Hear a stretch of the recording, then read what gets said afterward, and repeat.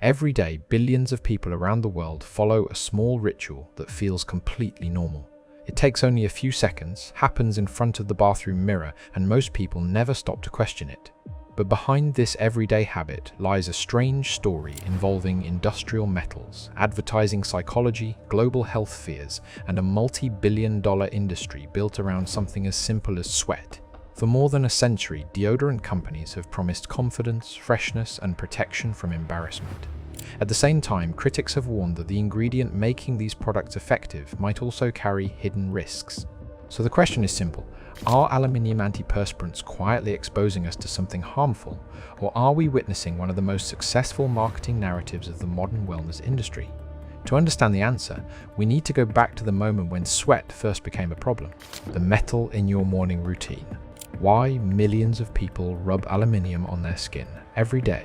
Hidden inside many everyday products is something most people would never expect. People step out of the shower, open the bathroom cabinet, twist the bottom of a small plastic stick, and swipe a thin layer onto their skin. Aluminium, the same element used to build airplanes, soda cans, and construction materials.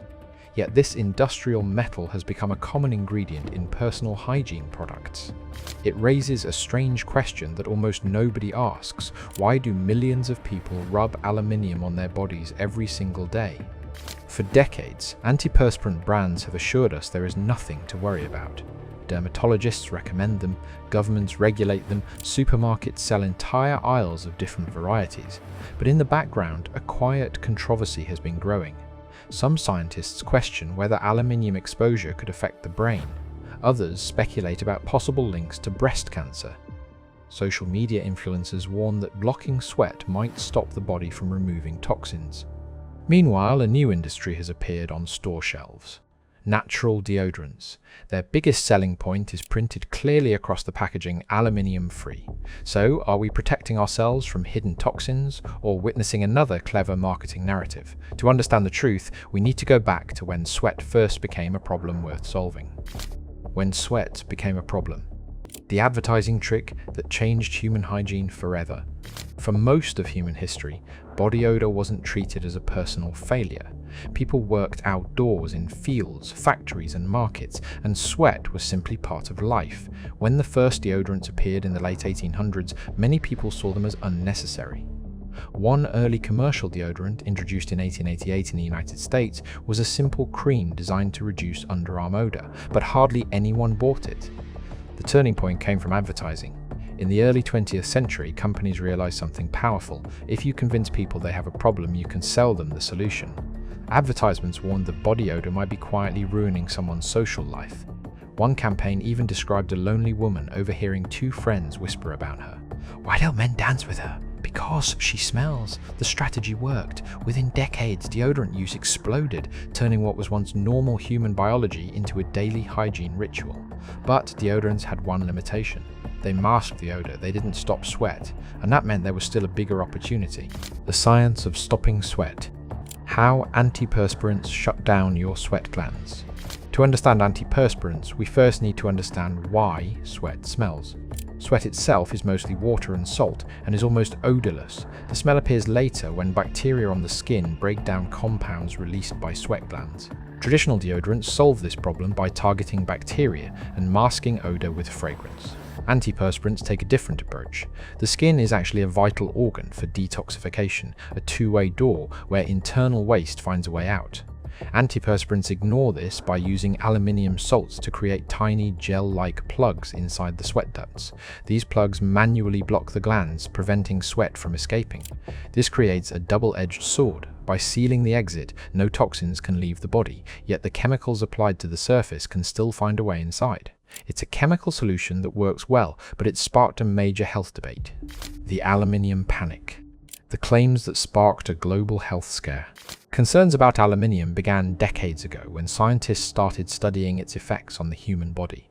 Aluminium is one of the most abundant metals on Earth, and humans encounter it constantly through food, water, and household products. At extremely high doses, aluminium can damage the nervous system. Then researchers discovered traces of aluminium in the brains of some patients with Alzheimer's disease. The finding raised a troubling possibility. Could aluminium accumulation contribute to neurodegenerative disorders? Around the same time, another theory appeared involving breast cancer. Researchers noticed that many breast tumors develop in the upper outer region of the breast, close to where antiperspirants are applied. Some scientists wondered whether aluminium compounds could be absorbed through the skin and accumulate in nearby tissue. If the skin absorbs these metals while the sweat glands are shut, the body may be trapped in a toxic cycle. Laboratory studies added fuel to the speculation.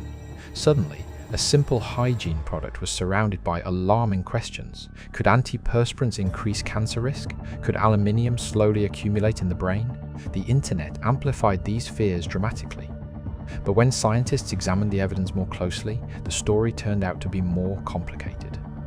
Before we look at what the research actually says, I'm curious about something. Do you think the bigger story here is a hidden health risk, or one of the most successful marketing fears ever created? Drop your thoughts in the comments. I'd love to see which side people lean toward. The science investigation. What research has actually found? Over the past 2 decades, scientists have conducted numerous studies examining these claims.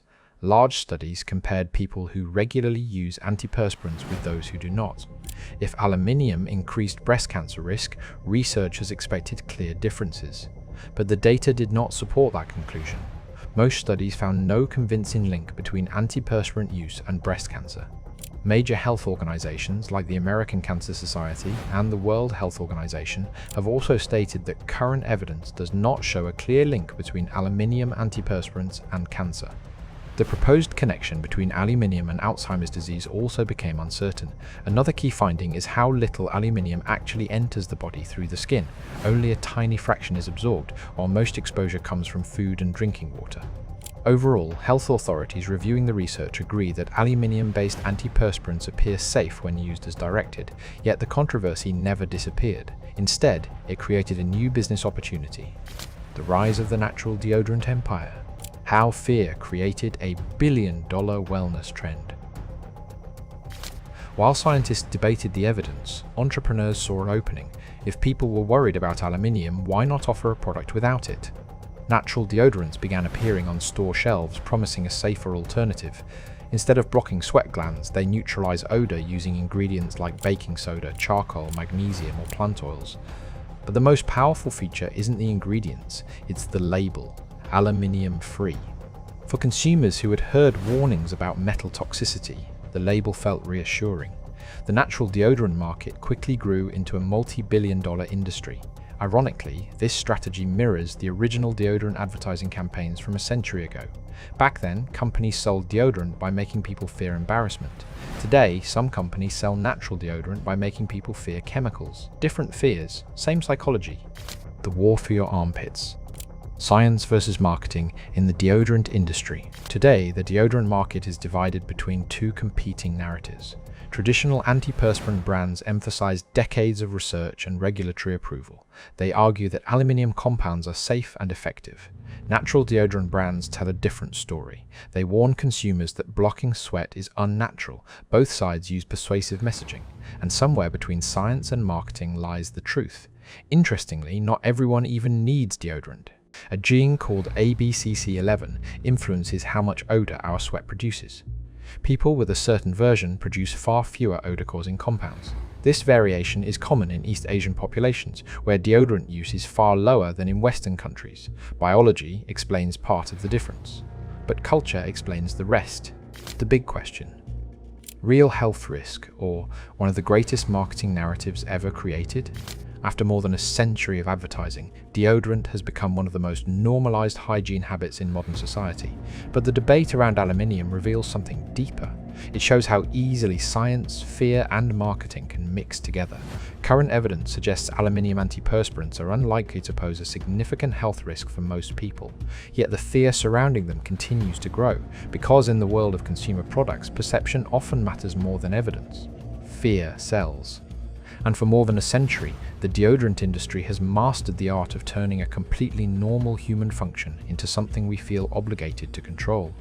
Whether aluminium antiperspirants are truly dangerous or not, one thing is certain. The story of deodorant isn't just about sweat.